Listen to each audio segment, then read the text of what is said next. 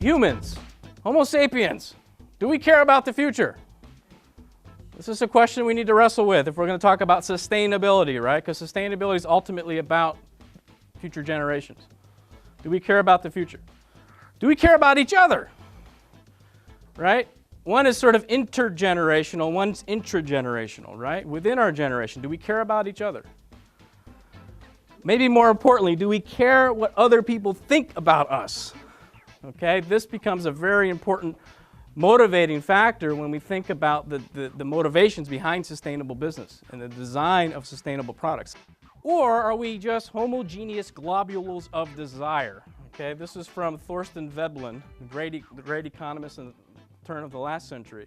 This isolated individual at a point in time who just wants more. More. Okay?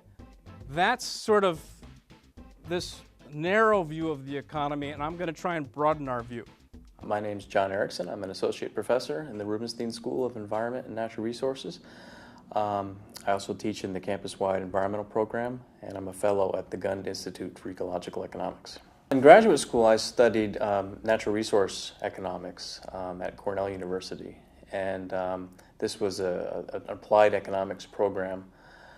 And I had never heard of ecological economics, but as I was taking courses in ecology and courses in economic theory simultaneously, I found that these two worlds were describing the same problems, but in fundamentally different ways. And was increasingly becoming disillusioned, particularly with economics, on how it treated the natural environment.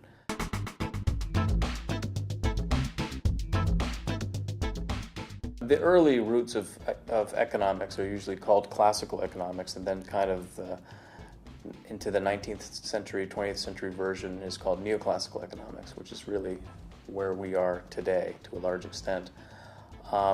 And we often describe this as this was an economics that was developed with an empty world mindset, an economics that was developed that really didn't consider the natural environment as scarce. It was developed in a time, that coincided with the Industrial Revolution, that coincided with tremendous growth and use of new fuels to fuel the Industrial Revolution. And it was developed basically to encourage a growth economy, which with an empty world mindset probably made a lot of sense. Ecological economics really emerges out of a full world mindset, a mindset that considers the natural environment and the fundamental absolute scarcities of energy and materials to really play a major part in our economic decision making. But no one was really saying, we got plenty of stuff, and if we run out of stuff here, we'll just go and mine Mars and bring that stuff here, and we'll just continue to expand. I didn't see any really strong Trekkies that were in there, but maybe there's a few closet Trekkies out there who think that we can just, expand. The next boundary is to expand into the solar system. So we need to come to terms with what is sustainable scale. How big should the economy be within the sustaining and containing ecosystem? And at what point do we flip the switch and say, we need to move away from a growth-oriented economy and towards a development-oriented economy? Meaning we need to move away from quantitative goals and towards qualitative goals. The classic definition of economics is the allocation of scarce resources toward alternative desirable ends. And I think ecological economics is no different than mainstream economics in our focus on that question. The main difference is that mainstream economics really became obsessed with one word in that sentence, which is allocation. What's the best way to allocate resources? And became very obsessed with the notion of efficiency and market efficiency in particular. And so quickly, mainstream economics took a path throughout the 20th century of carefully defining mathematical models with carefully defined assumptions that would guarantee the result that free markets are the best way to allocate resources. Ecological economics really, again, answers that same question, how do we allocate scarce resources to meet alternative desirable ends, but looks at the scarce resources first and foremost and really questions what our ends are. And thus it's a very transdisciplinary approach, right? To understand our scarce resources, we need to align economics with the natural sciences. To understand our desirable ends, we need to align economics with ethics and philosophy and the humanities. So ecological economics has become a transdiscipline, a way of bridging thought between social sciences, natural sciences, and humanities. What we're seeing, to borrow a word from E.O. Wilson from his 1998 book, Consilience, we're seeing the emergence of a consilient economics. Okay, we're seeing the emergence of an economics that is consistent with the hard-won knowledge from other disciplines. Both the hard-won knowledge from the social sciences and humanities, but also the hard-won knowledge from the natural sciences. Thinking of ourselves as the third chimpanzee, thinking of ourselves as one of many social animals, and learning from fields such as sociobiology that thinks about societies and structures and behaviors and the evolution of both biology and culture. And it's this the path that we're on. Someone mentioned in the discussions earlier about, I don't want to grow, I want to develop. Well, I don't know what we're doing. Are we growing or are we developing? If you open up any chapter 1 of an economics textbook, you see this circular flow diagram, this idea that the world can be broken up into households and firms, and we just need to sort of pay attention to the flows of goods and services and dollars between these two.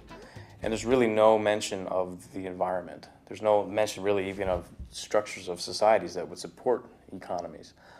If the environment appears anywhere, it's a sector within the economy. Where's the environment in this picture? Well, it's there. It's a sector of the economy. There's a coal sector and there's an oil sector, right? There's various natural resource sectors of the economy. They're inside the economy, right?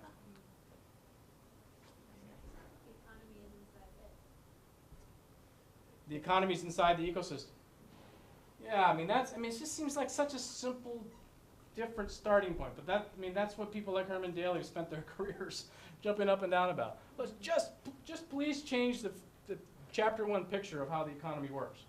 And so the starting point in mainstream economics is this kind of mindset that the natural world is literally a subsystem of the larger economic system. So a fundamental starting point for ecological economics is to turn that on its head. On the blackboard on day 1 of any ecological economics class, you go up and you draw the box and say this is the economy, and you draw the circle and you say here's the ecosystem. And the economy is fundamentally dependent on the sustaining and containing ecosystem. Very simply put, the economy inside the sustaining and containing ecosystem. And recognize that we need an economic model that obeys the laws of thermodynamics, that obeys the laws of physics. With that paradigm shift, with that what we sometimes call pre-analytic vision, the vision of how the world works before you do analysis, with that as a starting point leads us to very different conclusions about the priorities of economies, about how economies function, and about how we answer that question. How do we allocate scarce resources to meet alternative desirable ends? If you earn something off the sweat of your brow, off the risks that you took, off of the entrepreneurship that you created, hey, by all means, that's yours. However, if your earnings comes in part from the sweat of nature, from the sweat equity, the work of others, right, you can quickly start to question the distribution of those earnings and quickly start to talk about policies that not necessarily limit innovation and entrepreneurship and exploration, but policies that really appropriately say this part of income comes from the private sweat equity. This part of the income comes from the commons. Well, I think a good indicator of that in society right now is this ratio between the average worker at a firm and the CEO pay. And we have one of the most bloated ratios in the history of the world, but one of the most bloated ratios amongst industrialized countries in the United States. And you're seeing this sort of social limit to growth, if you will, the societal backlash of that inequity happen around this financial crisis and around the discussion of the government bailout and around the sort of misdeeds that have occurred with public money being used to compensate what the public see now as overpaid CEOs.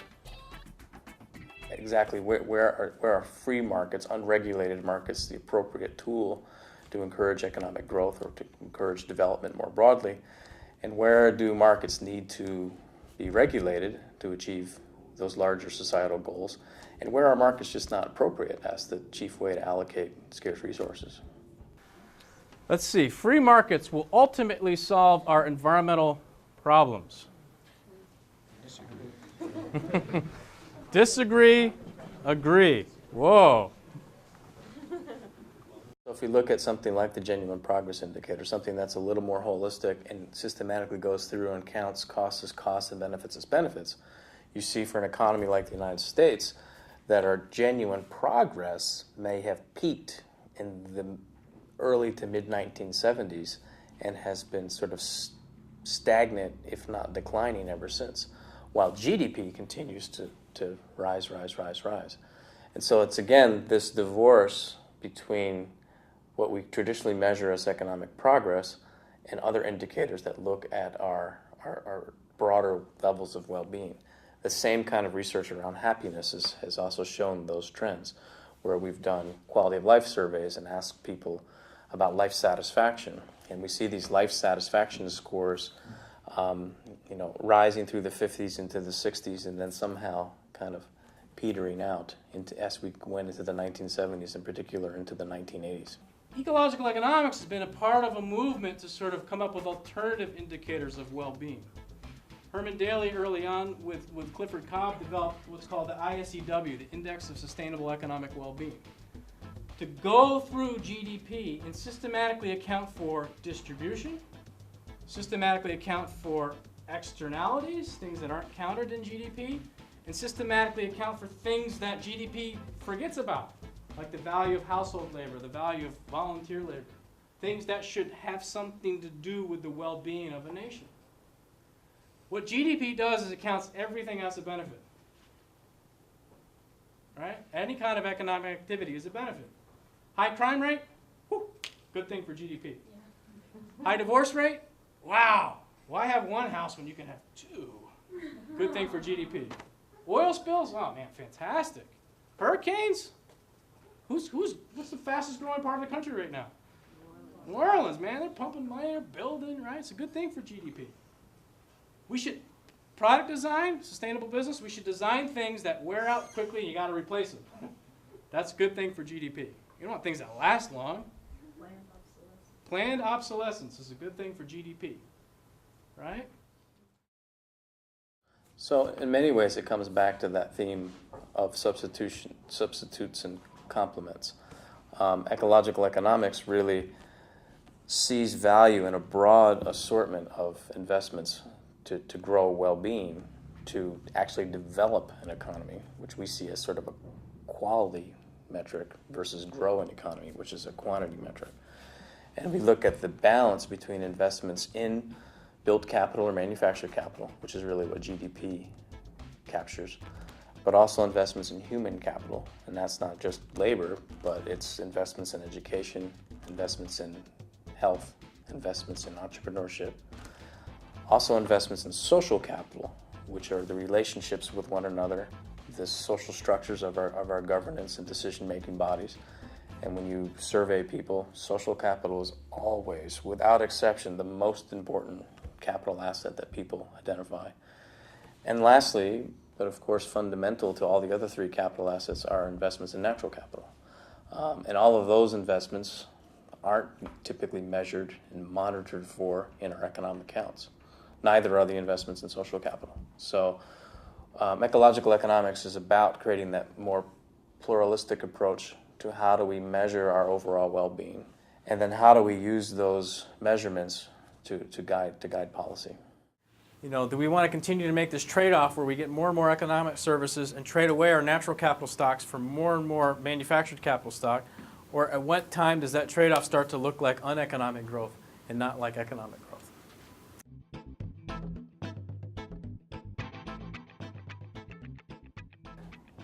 We're seeing the signs now of becoming bankrupt economically, but we're also seeing the signs of becoming bankrupt ecologically as well.